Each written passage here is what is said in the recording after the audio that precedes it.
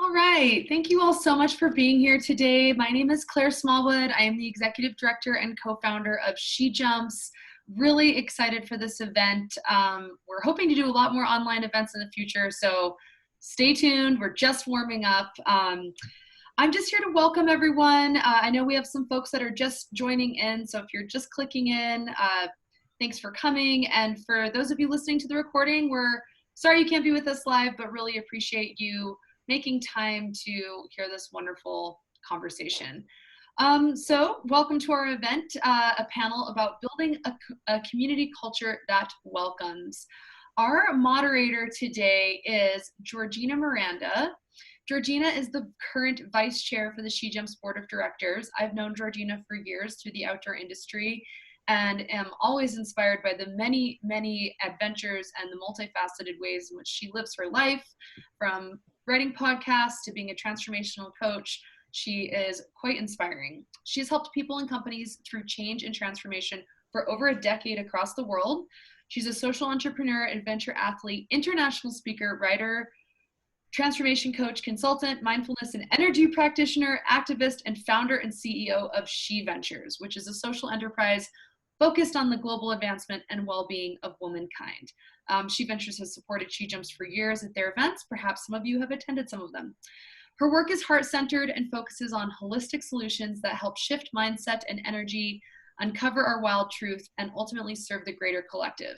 Her adventures across the globe and to the highest points on earth include the top of Mount Everest. These adventures have revealed that the greatest adventure we take is the one inward, and that which connects us to our wild truth, the most authentic self. That's something that I can definitely get behind. Georgina is in the process of completing the Explorer Grand Slam. For those of you who do not know what that is, it is the summit of each continent, including skiing to the last degree of the North and South Pole. She uses her voice and adventures to advocate for women's rights, equality, climate change, and mental wellness. I'm gonna let Georgina take it over from here. For those of you, again, who are tuning in, make sure to follow us on social media, subscribe to us on YouTube. You can find out more of this information, and this is the first of many other wonderful events that we're going to be doing online. So let's get our panelists to turn their videos on, and I'm sure we'll, of course, it's a Zoom meeting. We'll probably end up having some kind of technical difficulty. But yes, Georgina, I will let you take over. Okay, great. Thank you. I just am seeing on the chat, just to let you know that for some reason, the panelists, we can't see each other. She can't, Tallie's saying she doesn't have permissions. There we go. Yay. We have it. I think this deserves some bubbles. All right. Well, thank you guys so much, everyone, for joining us today. Super excited to have this conversation with Tallie and Annette. And so Claire, thank you so much for the lovely introduction. And for those of you that don't know Claire, she's the executive director, one of the co-founders of SheJumps. She's absolutely incredible and has done so much for this organization. I also just want to take a brief moment to acknowledge the staff that is on the call as participants. The staff and Claire, like the work that they do for this organization, they're so incredibly lean and mean, and they do so much. And so as a board member, I'm always so grateful for them, and grateful for all of you that participated and donated, because it not only helps support the staff and future programming, but it makes things like today possible. So thank you for that. All right, so let's start with who's on the call today. So Tallie, thank you, as one of our newest board members. So welcome to the SheJumps board. And she is a longtime environmental educator focused on youth, adult conservation, education programming, community-based science, and justice-oriented community-centered environmental education curriculum development. Whew, it's a lot. We're going to be hearing a lot about her research that she's doing. She's in a PhD program at the moment. She's finishing that up. She's committed to anti-racist, anti-oppressive education practices that celebrate cultural and community relationships to the land, biological diversity, and how those relationships foster possibilities for a more just and sustainable future. So Tallie works in a variety of capacities to support environmental and outdoor learning for learners of all ages. And she's originally from Albuquerque, New Mexico. She's currently a graduate student at Concordia University in Montreal, in Quebec. And she's working on her PhD in social and cultural analysis, focusing on the growing diversity, equity, and inclusion movement in environmental education and relationships between environmental education and environmental biodiversity conservation governance. So we have a lot to learn from Tallie today. Thank you so much for joining us. And then we have Annette Diggs, who is a FDA regulatory microbiologist by trade, but her skill set is more akin to life adventurer, quote unquote, when you see her resume. So she, having climbed many of the iconic volcanoes in her current home of the Pacific Northwest, including Mount Rainier, when Annette isn't someone who's just satisfied with adventure alone. Her energy and enthusiasm for outdoors is rooted in a passion for making it a more inclusive space. She spends her spare time empowering Black, Indigenous, people of color, specifically women of color, by offering her experience as a ski instructor to provide free ski lessons to women of color, in addition to hiking and non-technical mountaineering adventures. Annette has also climbed Mount Kilimanjaro in Africa. Again, not satisfied with the epic physical feat alone, she had to find a way to give back. So in 2019, she created a GoFundMe campaign that provided 32 of the porters there with new mountaineering boots.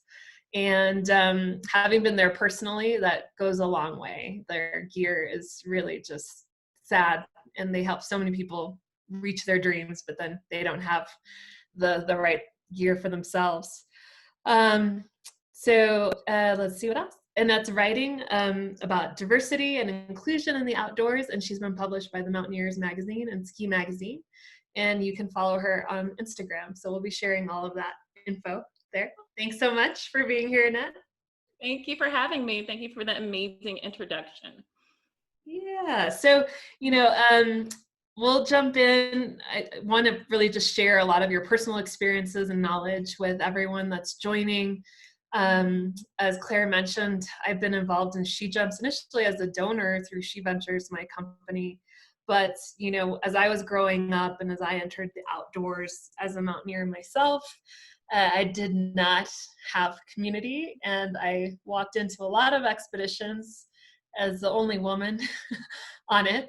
Not to mention the only person of color there too. So I've paved my own way and continue to do so. But one of the things that's so amazing about SheJumps is I think we have the opportunity to create a space that so that other women don't have maybe some of the same experiences that we did when we were first starting out, and be a place that welcomes, that's cool with beginners or whatever level you're at, and whoever you are, and welcome you in that way.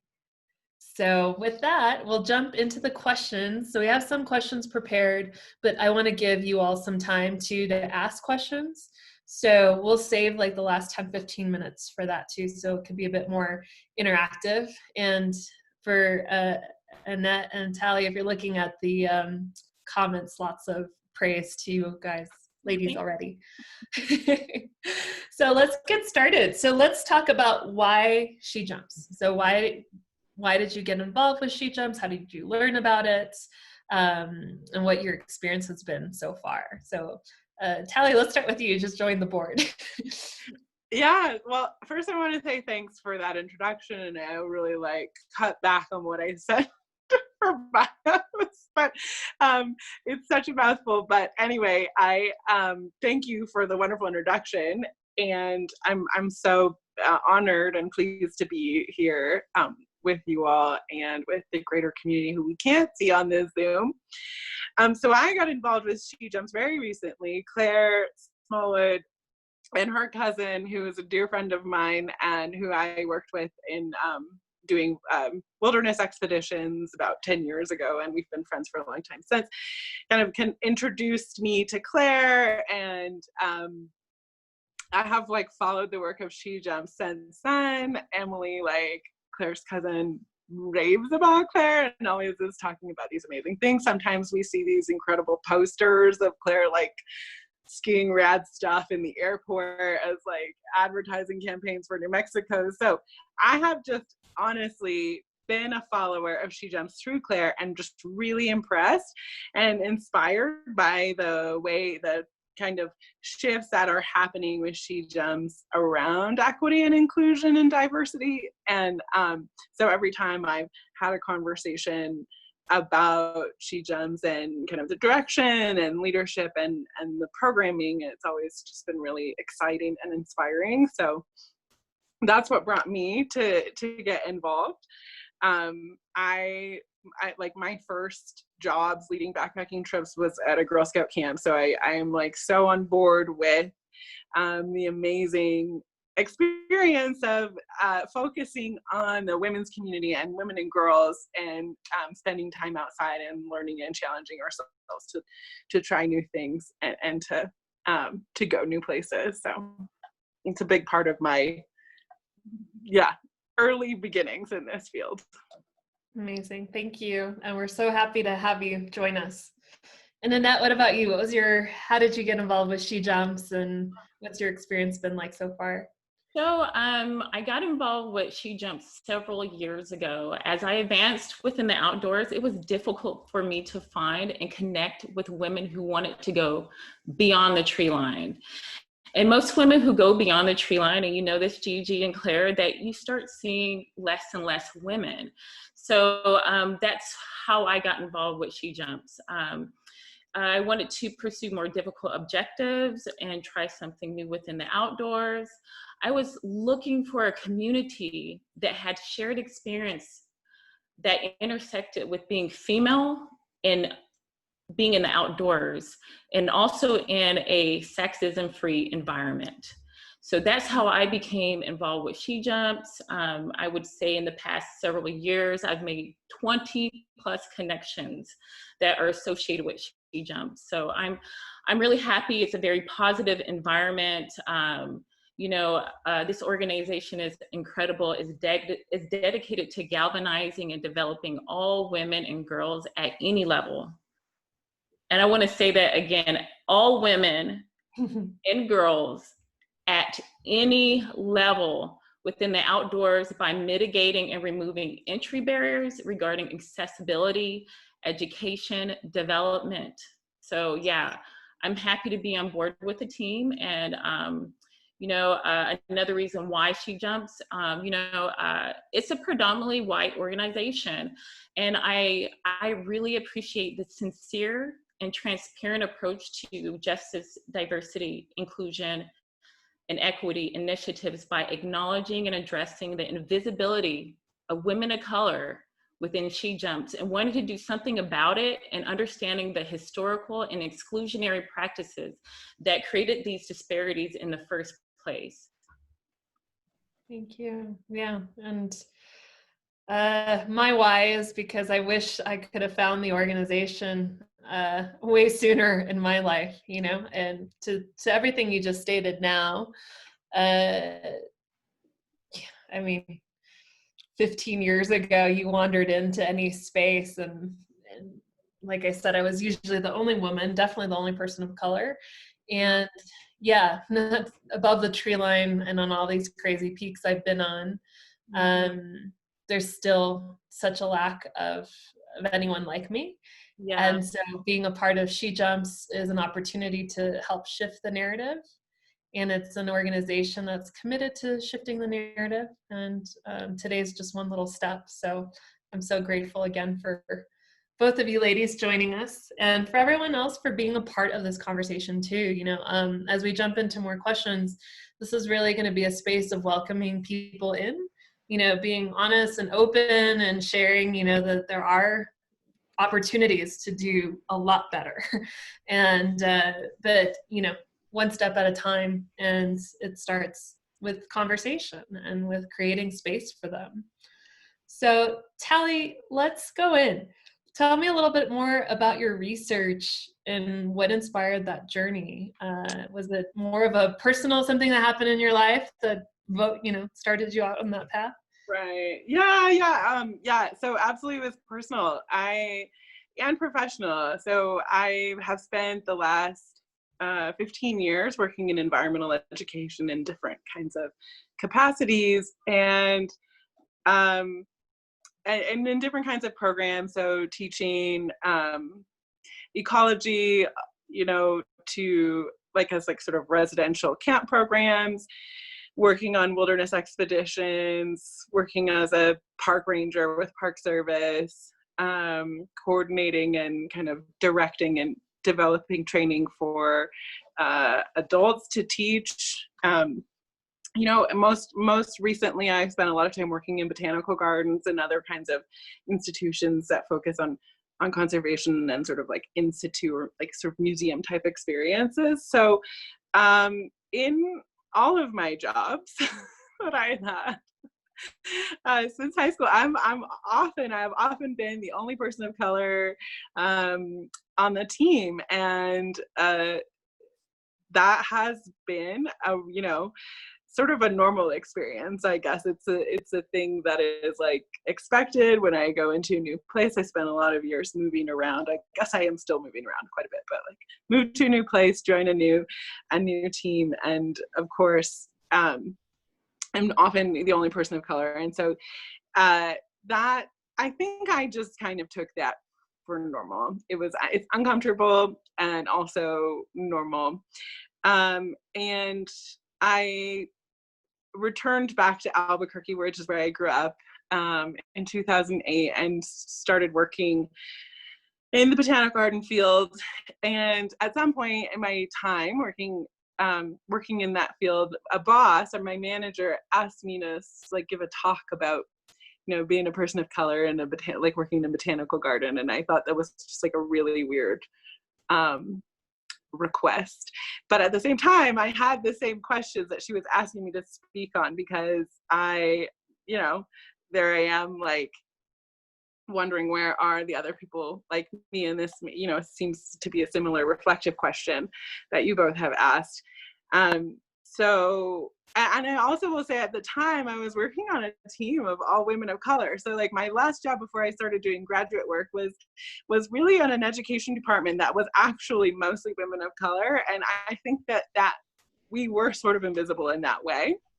But it was amazing. It was an amazing community to be a part of. So I have these questions why is this field so white and homogenous, and why when I move from different kinds and realms of environmental education do I encounter the same community? I live in New Mexico, which is really a very quite diverse state, many cultures, many layers of histories here, and so that should be reflected in the kind of employees that I was spending my time with. So I decided to leave my job coordinating programs for the botanical garden in Albuquerque to kind of ask some questions about that and really think about the diversity, equity, and inclusion movement as a grad student. And so I started a master's program, and then the questions that I really landed on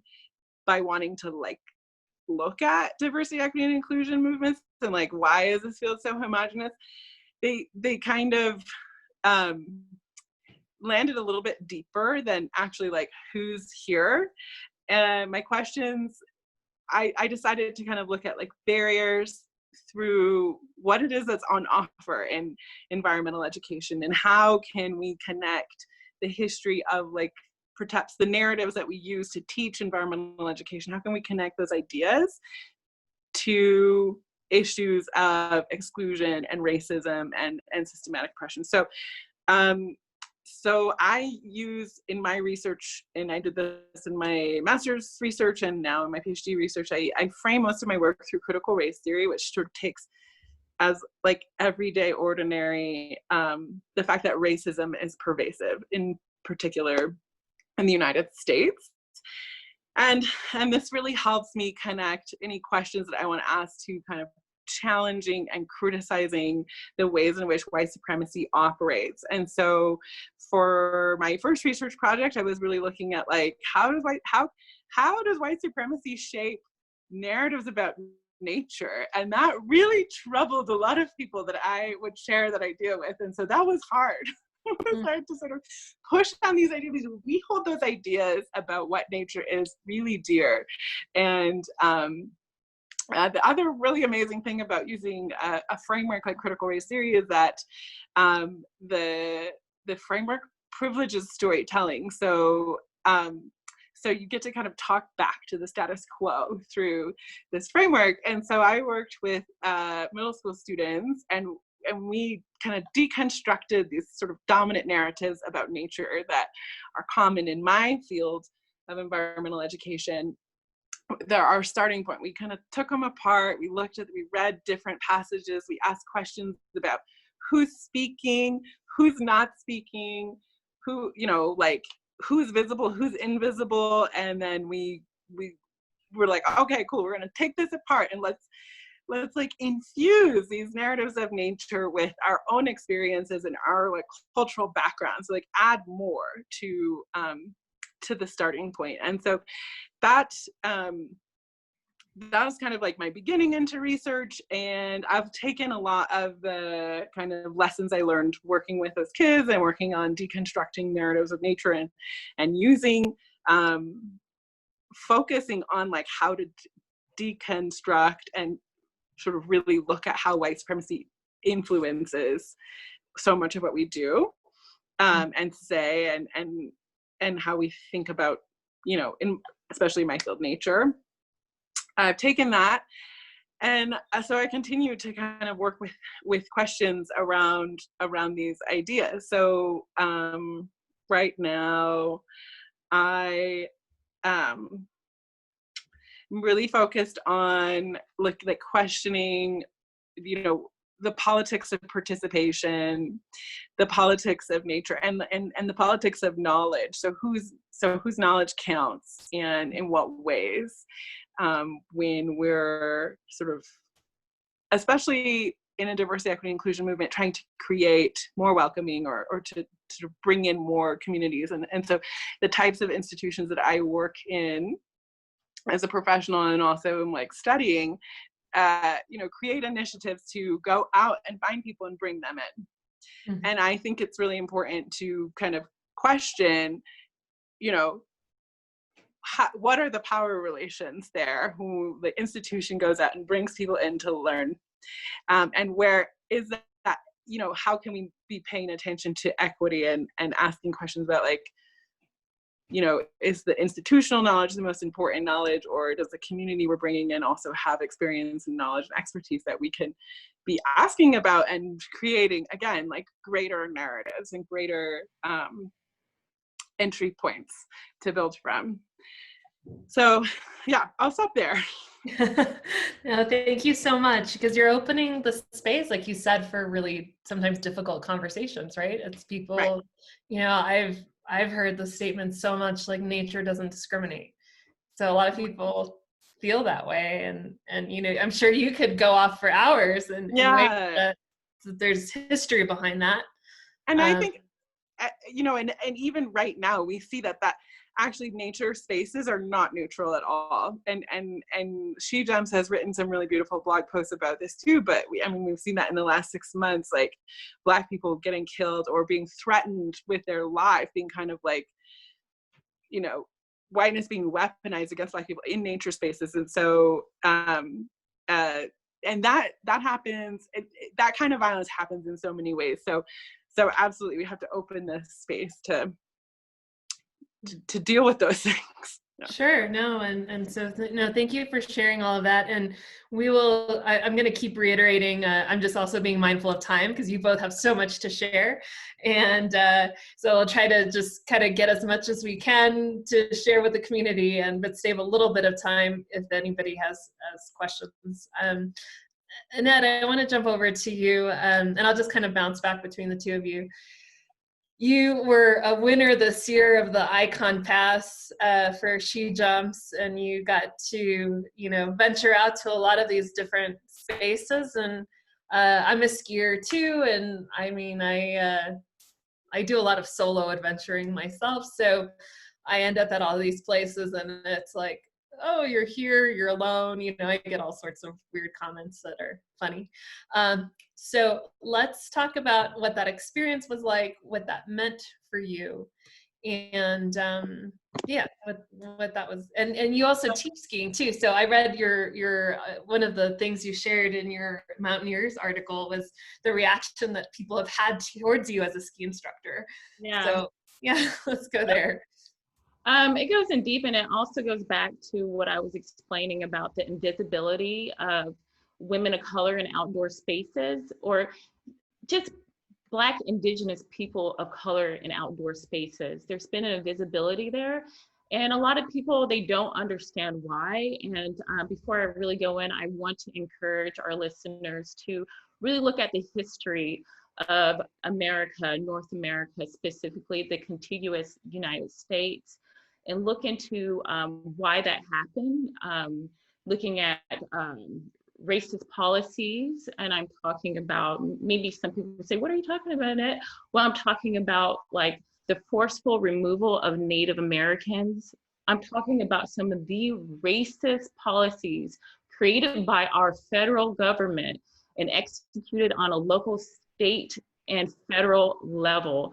I'm talking about antebellum Black codes. I'm talking about segregation. I'm talking about Jim Crow, and I'm talking about how past discriminatory law at the local and state and federal levels has impacted people of color and their presence in the outdoors today. And also, and how false narratives were shaped about people of color, and the stereotypes that were given birth in order to hide the racist history of why people of color don't. Why people of color don't, like, we hear Black people don't hike, Black people don't ski, but there's a very real reason behind that. And I want our listeners to also keep in mind, our viewers to also keep in mind, that these laws were terminated in 1945. That was 75 years ago. And I would like for our viewers to internalize that these laws were terminated in 1945, 75 years ago. Some of our viewers and listeners, they have parents this age. They have grandparents this age. And this was not long ago. And that what we're dealing with today, the invisibility of people of color in outdoor spaces, is just a symptom of what happened in history. So we need to keep in mind this as we kind of move forward, and I talk about my experience in the outdoors and winning the Icon Pass, and your narrative, Gigi. Sorry, Georgina. Yeah, winning this Icon Pass really eliminated a lot of barriers for me. Like, I had these big mountain dreams, and I know you do too, but getting there, there's, you know, it's dependent on wealth building, right? And so that it also goes back, it's all connected to our past, right? So yeah, so winning that Icon Pass really removed the barrier for me. It meant like big mountain access. It meant skiing more various terrain and becoming a better skier. It meant that I could like finally live out my powder dreams and just, man, shredding it, slipping and sliding through the tree line. Just, I mean, it's just amazing. So I was absolutely thrilled to be selected out of so many candidates to win this. And winning the pass also meant for me paying it forward. So I made time during the season, at least 2 times a month, either on a Tuesday or Thursday, to mentor women of color in skiing. So I'm a ski instructor at Stevens Pass. I teach youth, I teach beginners, never ever. I teach lower level intermediates.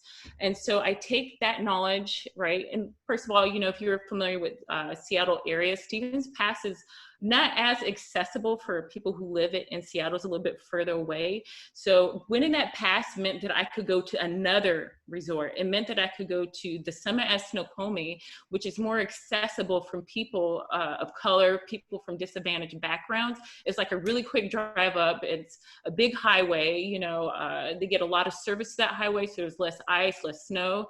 And so, yeah, you know, it meant that I could pay for it and mentor other women of color, provide an affinity space where they could feel relaxed and not feel, you know, feel normalized in the outdoors, and also have somebody with them who understands, you know, the scrutiny that comes with it, the questioning that comes with it, the profiling that comes with it when you're the only, you know, person of color, woman of color on the hill at a given time, or one of 3 people on the hill on a given time. So, yeah. As you know, I went to a lot of different places when I won that icon pass, man. I made some dreams come true. I went to Utah. Nice. I skied Alta, I skied Snowbird, I made it to Snow Basin, I made it to Park City. I also went to Colorado. My parents had recently moved there, so that meant like, I didn't have to pay for a hotel, I didn't have to stay in some cheap hostel. So, and I had a car, you know, I used their car and made the mountain. I went to A Basin. Oh man, that was a dream of mine to finally make it to A Basin. I went to Copper Mountain, and then, you know, we got snowed out or whatever, but you know, the thing is that we got caught in a snow squall. I meant to make it to some other mountains, but I just couldn't make it, right? But I also, it was a profound journey, like winning that icon pass, because it removed barriers for me. I was able to increase, you know, experience big mountain, different terrain, become a better instructor, because you know that in order to become a better skier, you got to ski tougher, you know, objectives and stuff like that.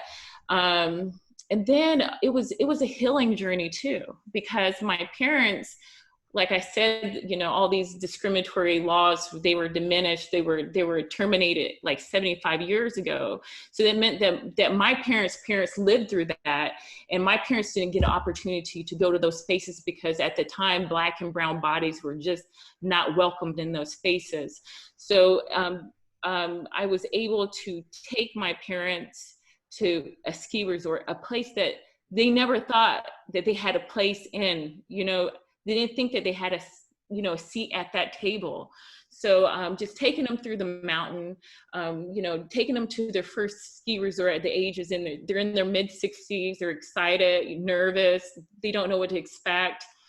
And showing them nature, you know, going through the Great Continental Divide, you know, when we finally made it to Alta, they just took in all the beautiful views. I gave them the grand tour of the ski resort, and you know what, you know, I love, you know, if you're a skier, you know that, you know, they sensationalize the lodges on TV. It's not as fancy as what you think, but if you visit Snow Basin, they're pretty luxe over there, okay? But so just taking them there, setting them up, they got to talk with some of the people there. It was a welcoming environment. You had people that questioned their presence, and then you had people that found my parents' presence refreshing. You know, hey, we finally got some color up here. You know, let's, you know, get away from this, you know, being so whitewashed, you know. So yeah, it was nice. But, you know, going back to what you were saying about like some of the things that you experience on a hill, like being the only woman of color at a given time, you know, that just goes back to it not being normal to see people like us that look out there. It's a repeating theme of being questioned, being profiled, being scrutinized, you know, people having these assumptions that, you know, they have to slow down the chairlift for you to get on it because maybe you're a person of color, you don't, you know, let's slow this down and make it easy for her to get on the lift, you know? I just had that experience this weekend here. I'm temporarily living in Breckenridge, and I was hiking up to Peak 8, and like unsolicited commentary by like 7 different guys, because I had to start counting. Yeah. One was like, "Oh, is that the pace you go? Just like that, slow?" And I'm like, as he's taking a break, barely being able to breathe. Yeah. I'm like, "Yep, This is in Colorado. so your lungs don't feel like they're exploding out of your chest." Yeah. He never made it. And then some other guy was like, "Huh, yeah, you're doing pretty good." I'm like, "I didn't ask you, thanks." And then another, like at least 3 were like, "Oh, you know, the weather is coming in." And I'm like, "Yep, I know, it comes in every afternoon." And they're like, "Oh, well, yeah, you can sprint up there. I mean, you're in shape, I can tell." It was just like endless. And I was just like, "Oh my God, when is this gonna end? Like, there's not even that many people up here." You know, but I was the only woman by myself, and I was definitely the only person of color. Yeah, So and it's the same with me. When I would go to these destinations, I went alone. I'm very independent like that with my travel and adventure. At times, I find with going and exploring on my own, I just love it. I feel empowered. Yeah, when I was out there, to give you another example, where was this at? I was at Copper Mountain. I was hungry. I had skied all day long. It was like 2:00 p.m. and I asked this guy, I said, "Hey, where's the nearest lodge at for, get there?" And he was like, "Oh, it's down there, but you could take this green all the way down." I'm like, "Oh, okay, no, I'm just gonna take this run down." And he goes, "That's a black run." And I go, "Yeah, I know it's black. See you later." But and then also hearing like harmful language within earshot, some harmful language on the hill that you'll like people like women of color, people of color face, is that, you'll hear somebody within earshot say, "Oh, look, a unicorn." And it's coded terminology to identify brown and black bodies on the hill without, I guess, quote unquote, being offensive. It is offensive if you're hearing it, and you're the only person who's different, but they think it's innocuous, but it's actually harmful. Hearing terms like Dora the Explorer, like I've heard that, just various things. But I have to tell you, and other listeners that are kind of going through these similar experiences, you have to persist. You have to call out that language when you have an opportunity. You have to go, "Hey, what do you mean by that? Unicorn, like Dora the Explorer, tell me about that."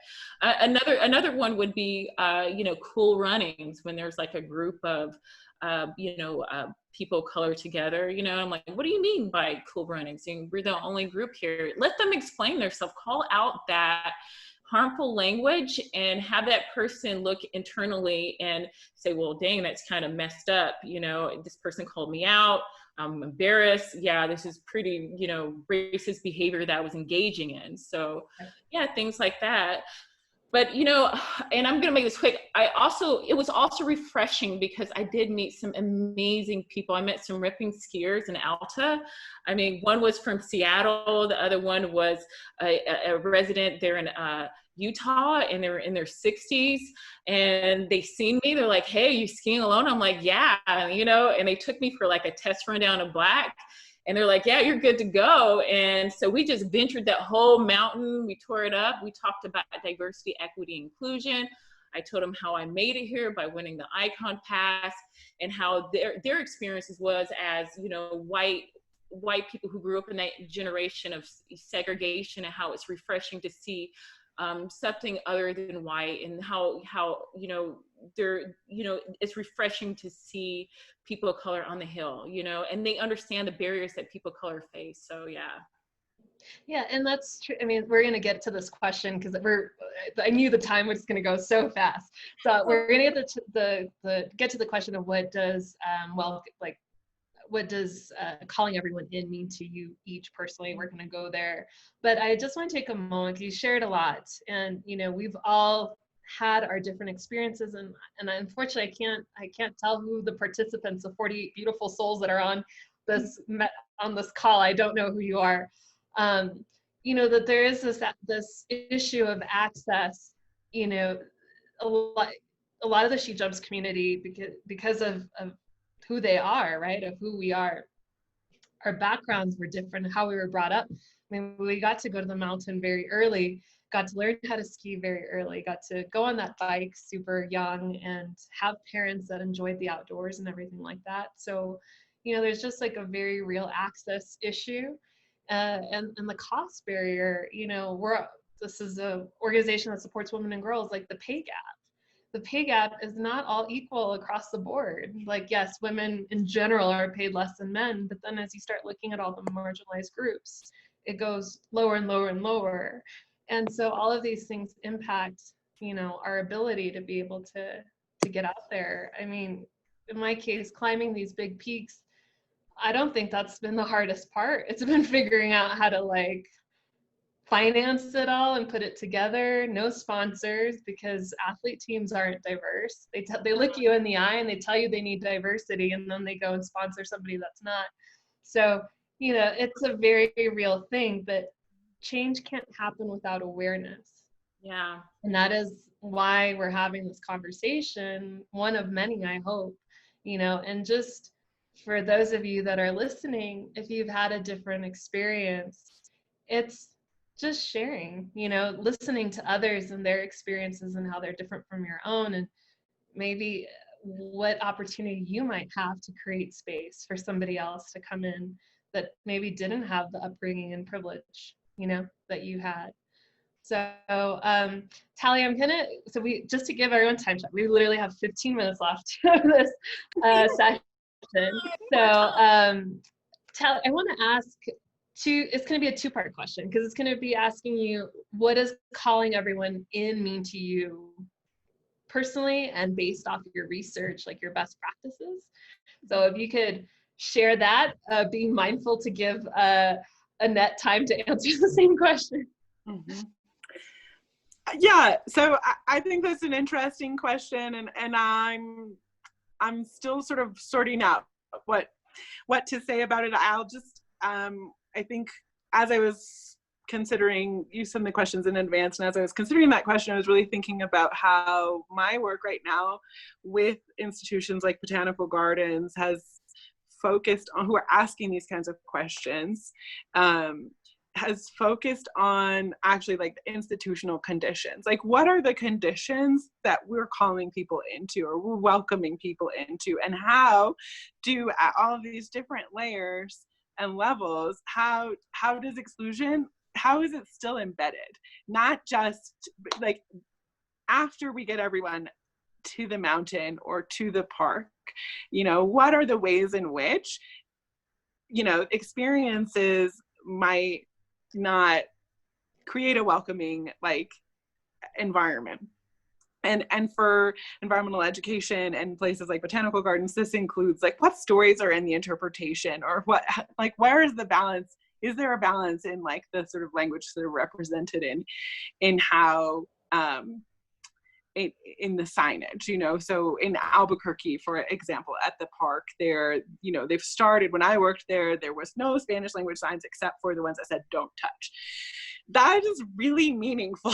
In Albuquerque, there's an enormous Spanish-speaking community, and they use the botanical garden just as much as any other community. It's a wonderful place. It's a park. It's grassy. People want to take their kids there so that they can play on the grass instead of eating rocks, because we got rocks everywhere here.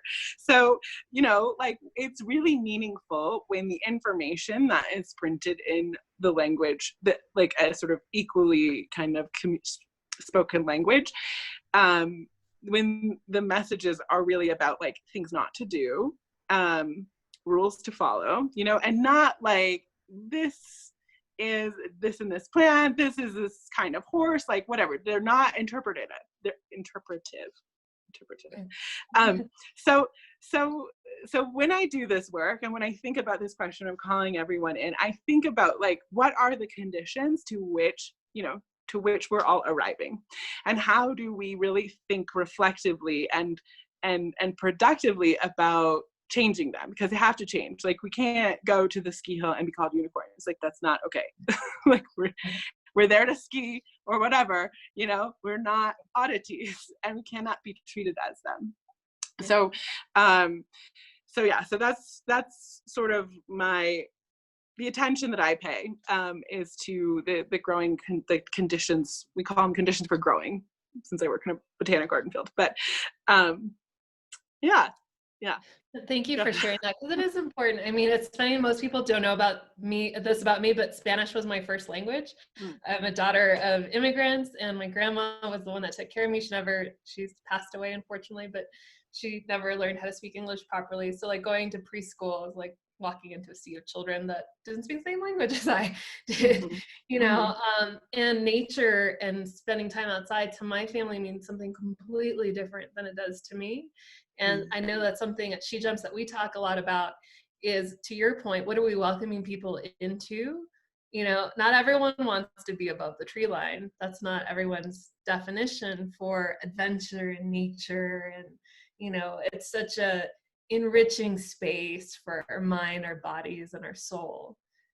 And how we enjoy those is different, you know. So to set that expectation that everyone coming into SheJumps is like, oh, you gotta shred and you gotta, you know, like chuck over things with your bike and like whatever. I mean, that's really, we're gonna limit so many people that would want to come in, because it's not meaningful to them, you know. It's not what they want to do.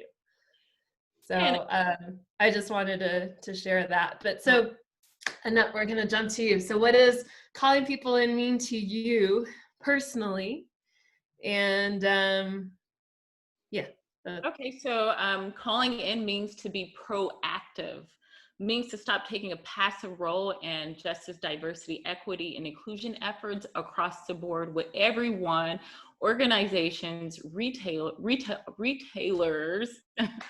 and organizations to stop operating under the default of whiteness and being more inclusive with marketing, publishing, films, staff, and understanding how damaging behavior that behavior is. Because when you're dealing with marketing, publishing, and films in a non-inclusive staff, it implies a nonverbal bias.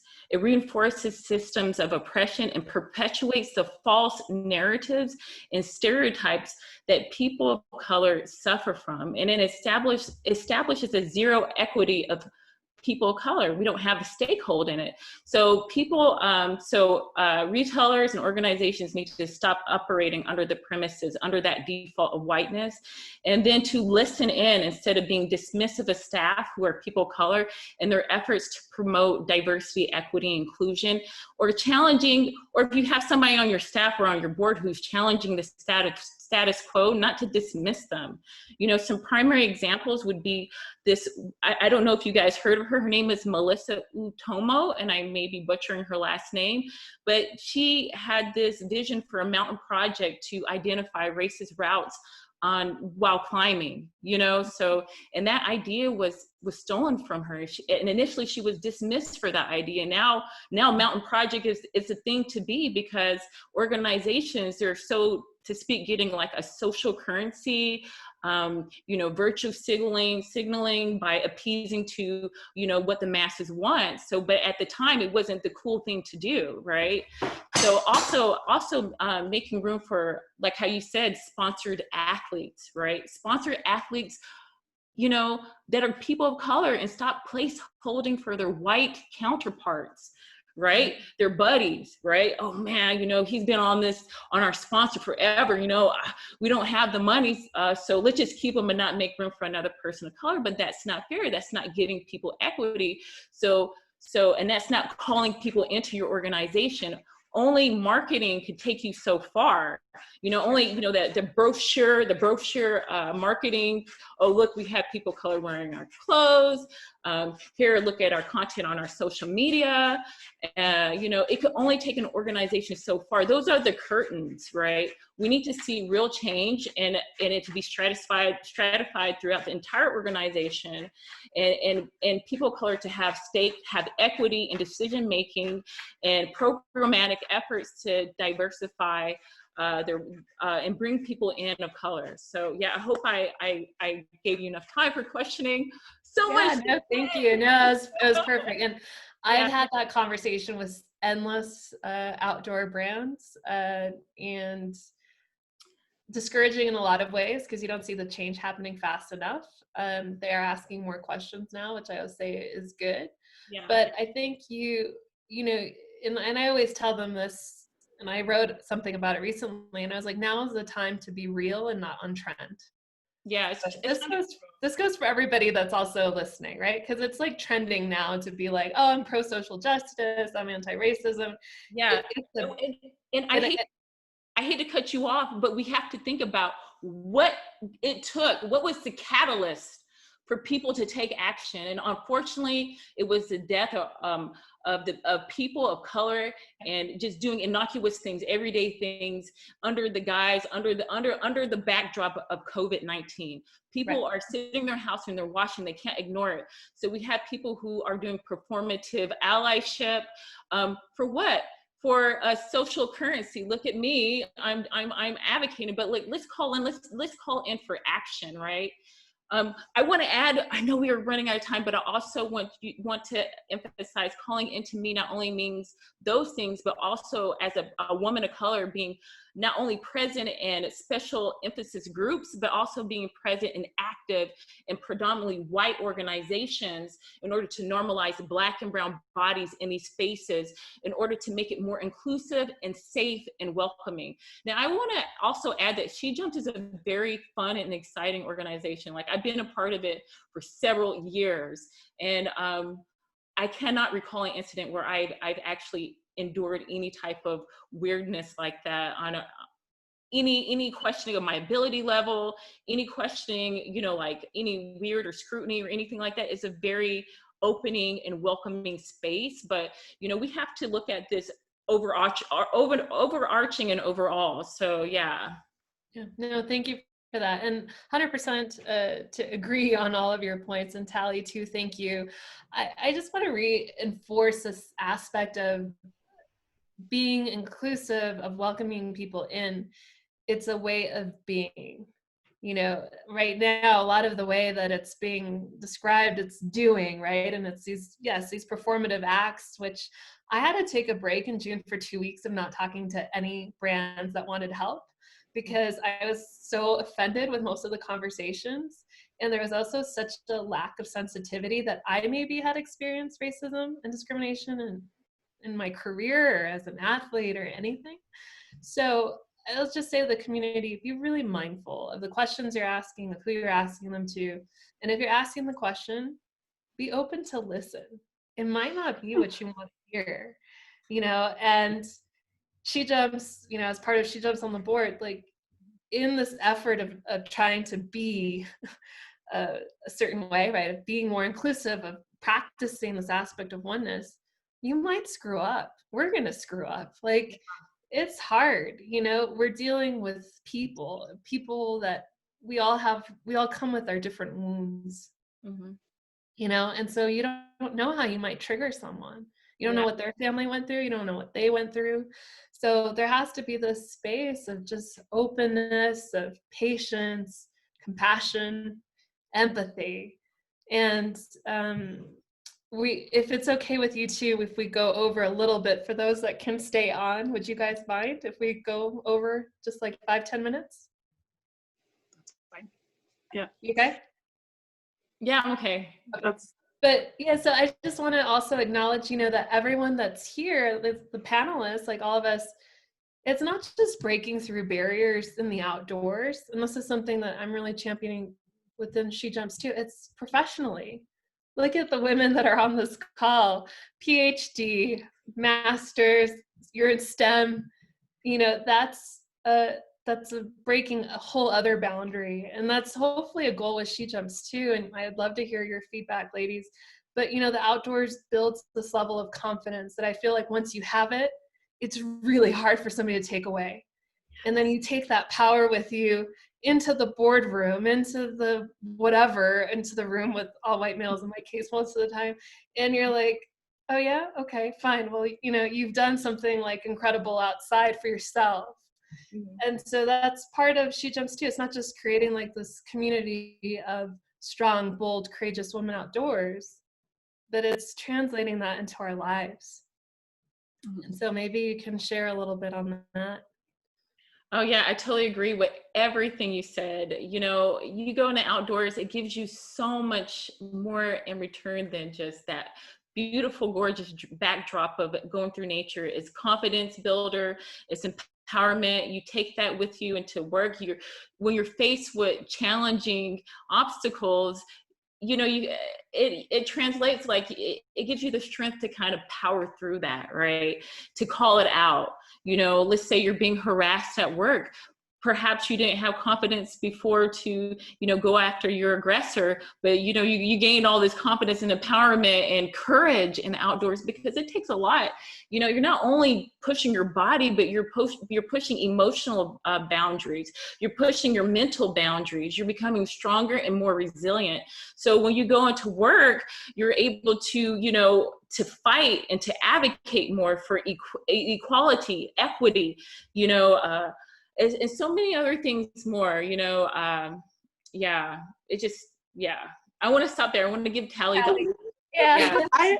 I agree also. In fact, I mean, one of the other questions you asked us to think about was just like, how does SheJumps contribute to social justice? And I think that actually it's like doing the work of building community and relationships and trying new things and, you know, new things, hard things, challenging yourselves and having, you know, some people to support you and reflect with and just have fun with and have joy with. Like, those are all things that translate into the work, like doing work, you know, at the community center or at the school or at City Hall or wherever it is that you are in your other social justice work. It's like all of that, building those relationships is so important to every other kind of justice-oriented work.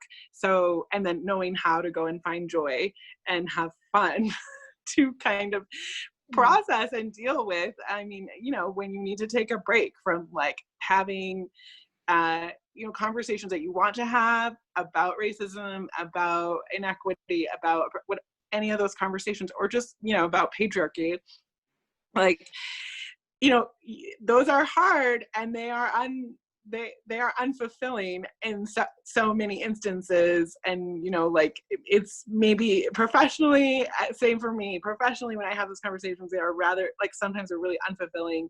My family also, you know, so like you need to take a break sometimes and have something that you can go and do and that helps you kind of just get back to clear your head or whatever. Yeah, to get back to yourself. I mean, I'd love, you know, the aspect of going outside, if you're fighting like a big fight professionally or in your personal life for equality, for equity, for everything, the last thing you want to do is when you go outside to have to go have that same fight.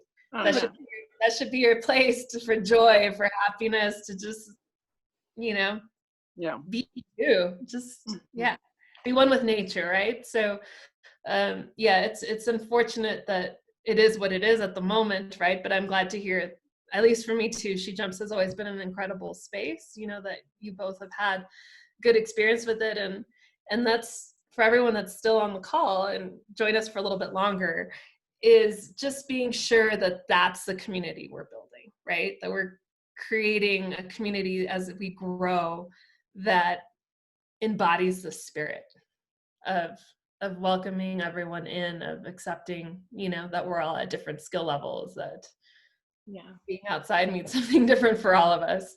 And there's 42 people still on the chat. If you guys have a burning question, lovely ladies, please just type it in and we'll try to get to one or two of them. But what else do you guys want to share? I feel like there's still, I would like to share one thing that, you know, one of the questions that were asked was, what impact do you see SheJumps being able to have in social justice movement? And I would like to say that I think that SheJumps is doing an incredible job by addressing the invisibility of women of color and also normalizing their presence in outdoor spaces, whether it's like in just a recreational role or, you know, a leadership role. And then one thing that I really love about SheJumps is that they really push women into leadership roles within the outdoors, right? So we have a significant amount of women who recreate. There's a lot of women who go out and hike and hang out and do things in the outdoors, but we have, unfortunately, we don't have enough women who hold leadership roles within outdoor spaces. And this is especially evident with women of color. And I know that we're just now, we're getting a slow start to this, but, I love that the direction that SheJumps is going in, giving women of color equity, giving women of color, a stakehold and programmatic development, and also compensating them, right? And I know you, Georgina, you go through this a lot where people reach out to you, hey, can you write this article? Can you do this? Can you give me your viewpoint on this? And you're like, yeah, I want to help with diversity, equity, and inclusion, but it's also very exhausting and taxing, right? And so for SheJumps to actually compensate, their panelists, to support them through some type of incentive, that's just amazing, and we don't see that a lot. And it's like with brown and black bodies, we have a history of building wealth and not getting compensated for it. So I really shout out, and I'm proud to be part of this organization. I made solid connections, and Georgina, we met years ago, and here we go, crossing the path again. So yeah, it's just amazing. Yeah. Yeah, I met Annette, for all of you guys. So She Ventures ran like 28 events across North America for several years. Unfortunately, due to COVID, we have had to postpone them at our retreats. But Annette attended 2 of them, and I met her pre-Mount Rainier and post-Mount Rainier. So it was like super exciting for me when she came up to me and told me that she had gone out and done it. And that's that we want more of those stories, Yeah. to have more women from our community come up to us and say that because of seeing themselves in someone, like for whatever reason. For me, it was seeing your story, seeing where you came from in California, that you did not grow up in high altitude mountains, that you were able to achieve your dreams and go after them. And still, like, it's a challenge being a woman of color and getting that sponsorship, right? It goes back to, these organizations upholding systems to advance their buddies or keep your buddies in a position. But at the same time, these are oppressive systems that keep you from achieving and growing within outdoors and creating a legacy for women of color. So yeah, we need help, from these outdoor retailers. Sponsor women of color to achieve their dreams. I will echo that, just reinforcing I'm not a sponsored athlete. I'm an adventure athlete, self-sponsored. Adventure athlete, adventure, but they need to sponsor those adventures. Oh no, I know, yeah, I'm just reinforcing the message. I agree with you. So we have a couple questions, one from Christina, that she would like to know an example of where you felt very included, as this could really help our community, just give them how can they make somebody else feel included? So Tallie and Annette, if you want to go ahead and share a time where you felt very, very included. Okay, well, I'll share an example, but I think that, in Albuquerque, I had a few colleagues who started an outdoor Afro chapter, and I joined them for the first couple of hikes and then had to leave Albuquerque, but for school. But in those hikes, I think not just because it was like an affinity group, it was, Black folks hiking, but like the leaders who were also my coworkers, they were trained really well in kind of facilitating conversations that were about like more than the place we were hiking, and that was so cool. And I loved the format. So I remember we hiked out to these volcanoes that are in the kind of like the west side of Albuquerque, and it was hot and rocky, and it was, great. And there were people of all abilities, and kids and older folks and people who had come from like, I don't know, 150 miles away to like do this hike. because it was an outdoor Afro hike. So it was like mostly Black folks who were doing this. And we talked about Thurgood Marshall and his passion for making sure that the Black communities across the US could have access to parks while we were, taking a break and having our snack on the top of this volcano. And that was like, as someone who is like, led a lot of hiking and taught a lot of programs, like I never talk about, the Supreme Court justices when we're out on the trail. So, and the like type of actions that they, that sort of they were passionate about in terms of supporting the Black community. So I think that is an example of feeling really included, and not in the way that was like just it was a group intentionally of Black people, but that was like multi kind of generational and level, and that we had this really cool conversation that was intentional and about politics, and beyond. And it was about connecting like the place where we were and the group of people that we were together to a bigger kind of social and political kind of system. So that I think is a great way to kind of move forward in thinking about inclusion. Thank you. Yeah. Annette, what about you? So this is a very complex question, right? So we have like groups like Outdoor Afro, we have Climbers of Colors, we have Brown Girls Climb, we have these amazing special emphasis groups, but the problem is that they're not everywhere, right? They're doing an amazing work of making people of color feel safe and inclusive in the outdoor, but we need more of it. We can't get enough of it. But so for me, it's a different answer, right? So it depends on geographical location. Somebody here in the Pacific Northwest will have a different experience than somebody in Little Rock or Mississippi or Alabama. It depends on where you are, whether or not you feel safe and inclusive.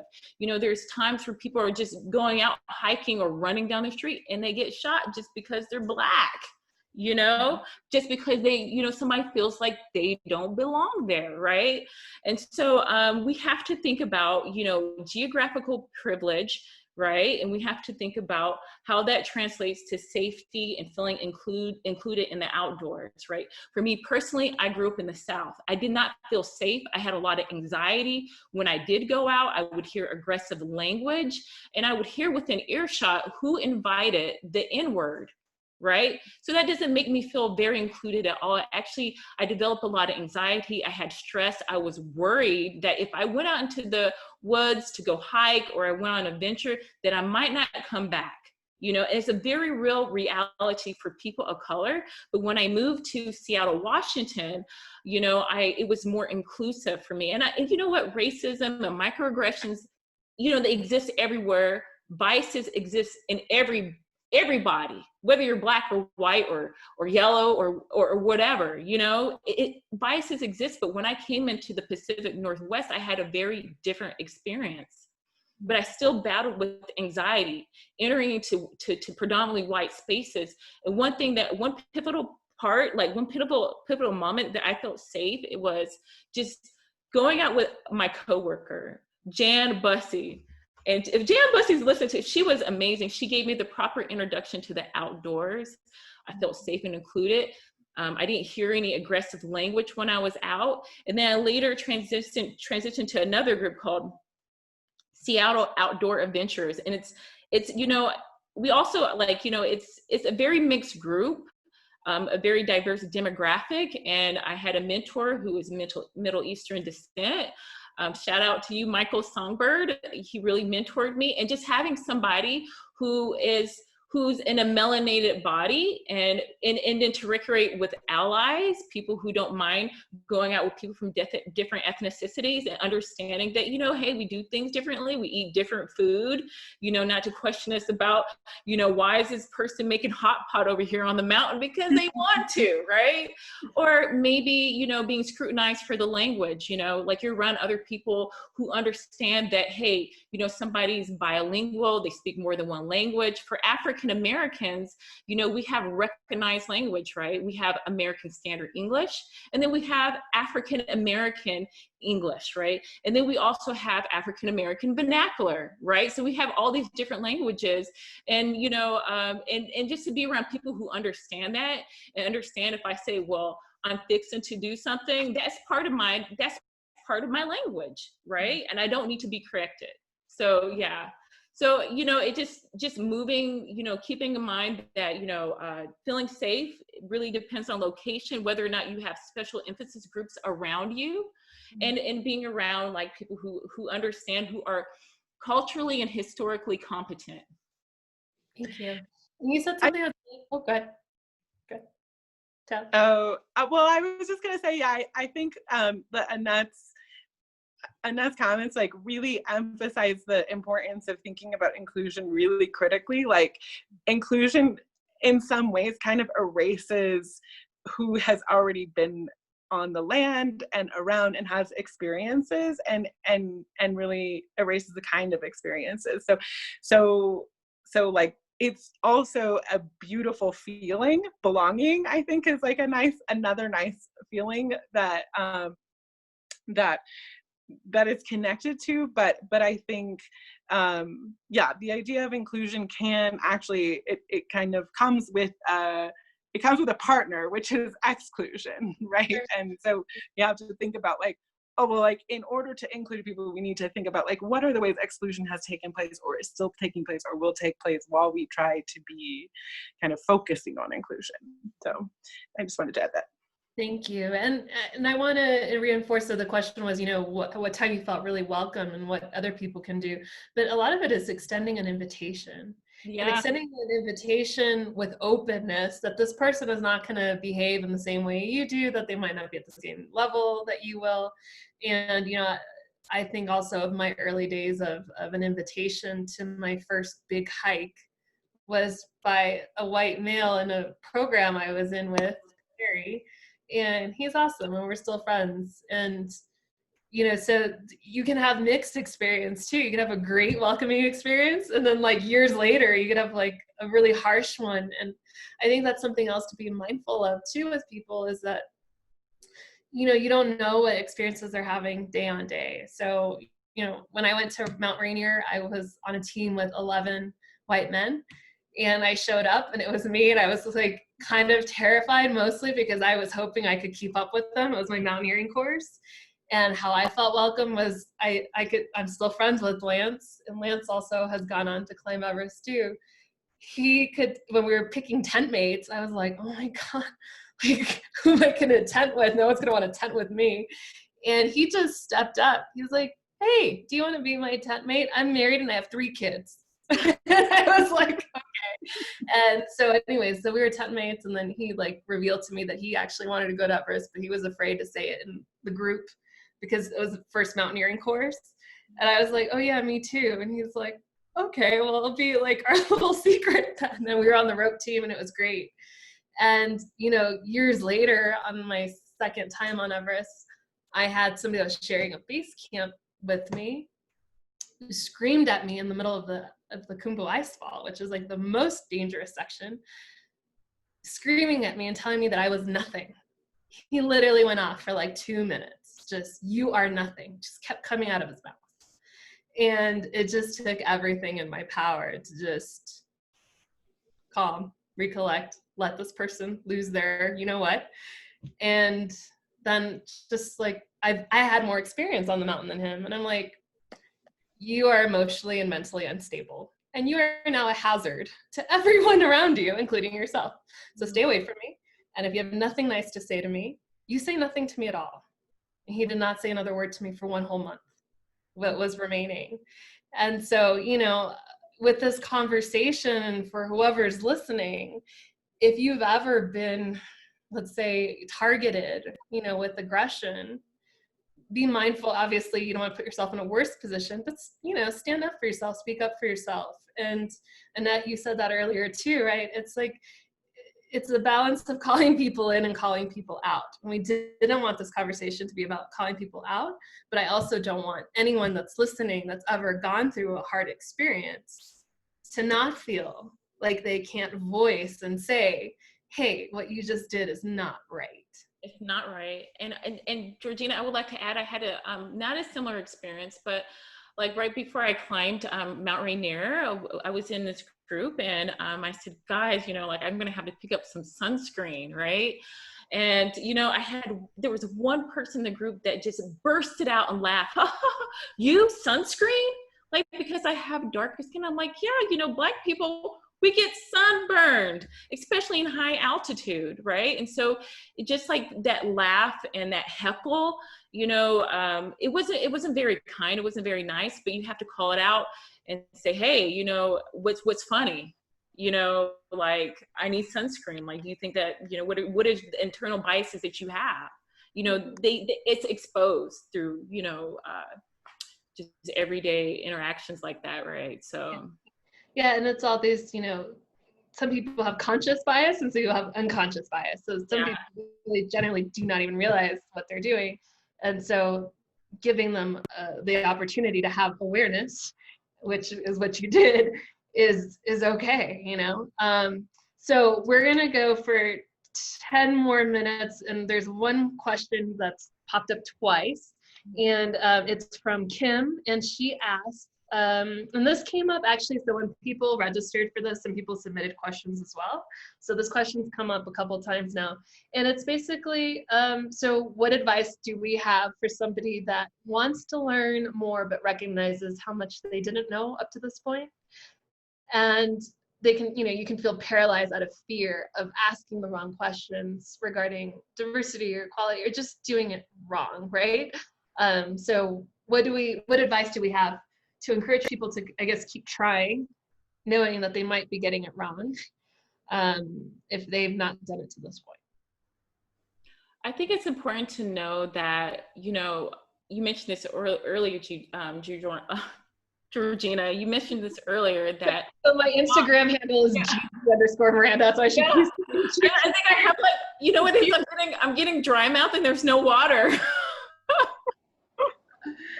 Okay, but I think it's important that people understand that you're not going to get it right the first time around. It's a learning process, and during this learning process, you're going to learn, and you're also going to fail in some areas, right?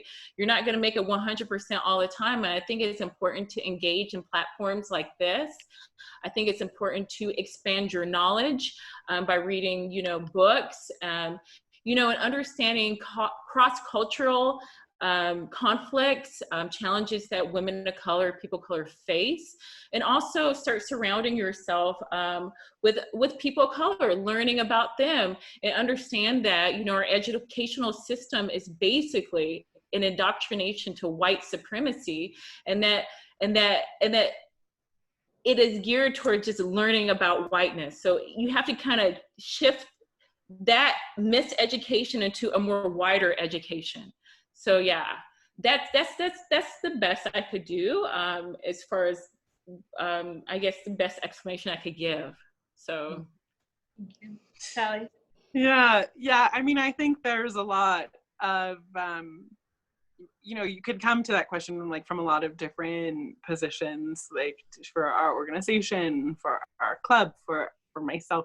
You know, I think for individuals, reading, there's so much to read out in this world, and it can be from like any, you know, format. So just sort of following the news and kind of paying attention to like, what are the questions that are being asked and how are they being answered, and that's like helping to provide that kind of education that doesn't maybe put the emphasis on someone else teaching it.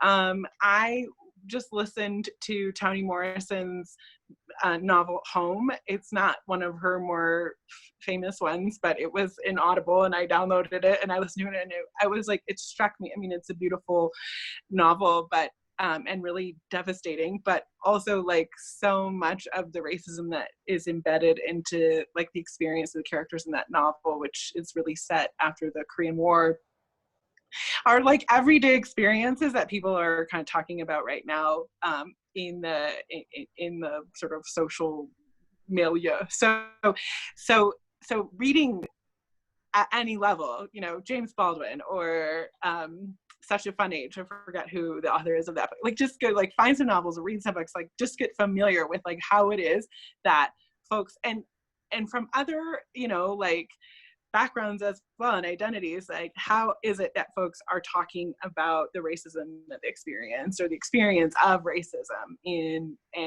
the yoke of white supremacy. And then for, you know, employers and that sort of thing, there's all kinds of experts that can kind of come in and help guide, you know, like how do we foster this in our community? How do we foster this work in our community? How do we change? I think I really like personally don't like to see, you know, I have a copy of the Edible magazine for New Mexico, which is all about like, it's like all food writing, and like they put under the bios for the writers for this issue, they put, you know, the food writing community is, you know, underrepresented or overly white or something like that. And, you know, we really encourage people of color, Black, Indigenous people of color to send us, you know, their inquiries if they're interested in writing for us. So, you know, that puts the responsibility back on Black, Indigenous people of color. So I think I really hate seeing that. I hate seeing that as like a sort of, virtue signal and in job applications. And so I think even, you know, thinking about how to reframe, where does the responsibility belong? Who is the work for? What is the dedication to the communities that you're trying to bring in? And like, what is your commitment to them? And so like learning starts with building those commitments, I think. Thank you. And so I've been working with a lot of companies now on this topic, and a lot of leaders ask this question, like, what do I do? Like, I'm going to get this wrong. And that was my frustration when everyone had Blackout Tuesday, was because a lot of people posted these things, but then if you looked through all their actions leading up to the point, it was zero. And then if you looked to the points like a week later, it was like back to normal, or a month later. And so like those companies, I just kind of wouldn't tolerate. I just write them back. And it was like, you are trending and not being real. I don't work with people like that. And so I think if you're going to make the effort, make the real effort and be vulnerable. Be vulnerable. I think vulnerability goes such a long way, especially when you're genuinely trying, but you might be failing along the way. And creating space then to have people make you aware if you maybe slipped, you know, or maybe your efforts were like, maybe had the best intentions, but still were offensive. Creating that vulnerability to also like have that feedback come back to you, which could be really hard, you know, and you might be totally gutted and be like, but I tried, and like, I'm never gonna get this right. And, you know, I'll give the example that I gave a leader I spoke to last week. And I also teach mindfulness and do a lot of work around that. I said, it's like if you ask somebody if they meditated, and they're like, yeah, I meditated this week. Great. Meditation is a practice. You have to do it every day, you know, like it just grows. It becomes a habit. It becomes something you need. And I think this is the very same. It is something that we have to embody, we have to be, we have to practice, especially if it doesn't come natural to us to be fully welcoming everybody in, because we just haven't ever had to. So, you know, it's not you do one thing or one performative act or a few of them and then checkbox done. It is a way of being going forward. And I think that's the commitment that we all need from our world right now, you know, not just SheJumps, everybody. It's a time, it's a really special time to create something new and create a new way of being, less doing, being. So it is, we are way over. Thank you, Annette and Tallie, for staying on 30 minutes longer. I appreciate it so much. So we got a late start. Thank you for everyone that's hung in for all this time, for joining us for this conversation. Thank you both for being so open, for helping shift and change the narratives that are going to continue to shift and change, and pioneers of that. So thank you. And yeah, let's see, we have some messages coming in here. Everyone's just saying thank you. And so we'll be sharing this video, as my understanding, for everyone that's registered. So you'll hear more from us. If you would like more conversations like this, if there's anything we didn't cover, please email us and share it with us. And give these ladies a virtual round of applause in our new virtual world of community. And, you know, stick with us with SheJumps. We're going to be putting out more virtual programming. We have our DIY kits, I always get this wrong, our summer camp kits out.